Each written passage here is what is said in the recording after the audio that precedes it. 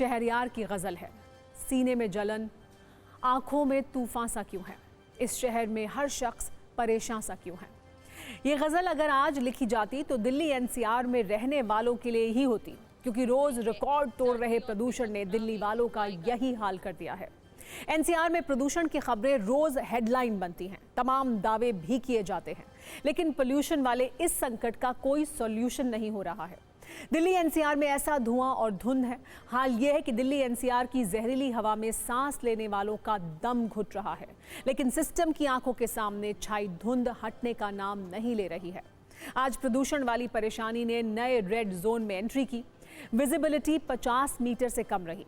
कई इलाकों में वायु गुणवत्ता सूचकांक यानी AQI खतरनाक श्रेणी में पहुंच गया, जो स्वास्थ्य के लिए गंभीर खतरा पैदा कर रहा है। पिछले कुछ दिनों से दिल्ली का जो हाल है, उसे देखते हुए कहा जा सकता है कि जिस दिन यहाँ का आसमान साफ दिखेगा, उसे एक दुर्लभ घटना माना जाएगा। पिछले 5 दिन से लगातार हालात बिगड़े हैं। 11 दिसंबर को औसत AQI 416 रहा।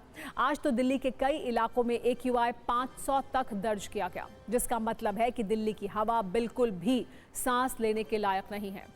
दिल्ली वाले रोज करीब 26 सिगरेट के बराबर धुआं सांसों के साथ अंदर खींचने के लिए मजबूर हैं। प्रदूषण वाली परेशानी अब सुप्रीम कोर्ट तक पहुंच चुकी है।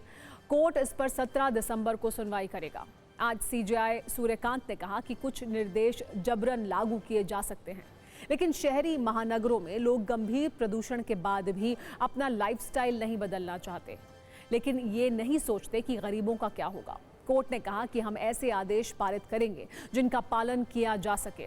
वैसे दिल्ली में प्रदूषण को लेकर पहले ही कई पाबंदियां लागू हैं, जिनके मुताबिक 50% कर्मचारियों को वर्क फ्रॉम होम का आदेश है। 5वीं तक के बच्चों को स्कूलों में ऑनलाइन क्लास कराने के लिए कहा गया है। सभी तरह के निर्माण कार्यों पर रोक है।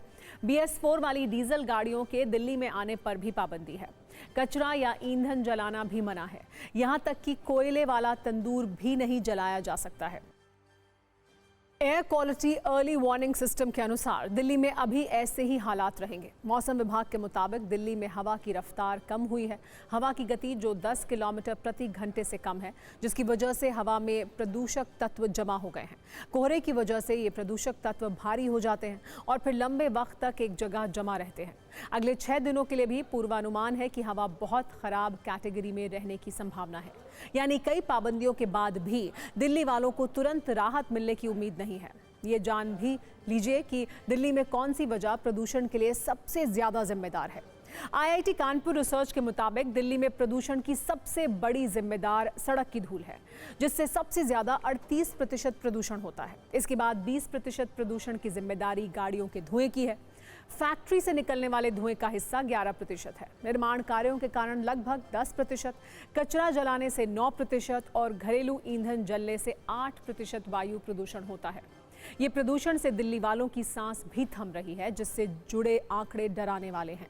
रिपोर्ट्स के अनुसार दिल्ली में हर वर्ष वायु प्रदूषण की वजह से 12,000 से ज्यादा लोगों की मौत हो जाती है। इसका मतलब ये हुआ कि दिल्ली में हर महीने औसतन 1,000 लोग और हर दिन औसतन 33 लोग प्रदूषण की वजह से अपनी जिंदगी खो रहे हैं। एयर क्वालिटी लाइफ इंडेक्स 2024 की एक रिपोर्ट के अनुसार वायु प्रदूषण की वजह से भारत में लोगों की जीवन लगातार घट रहा है।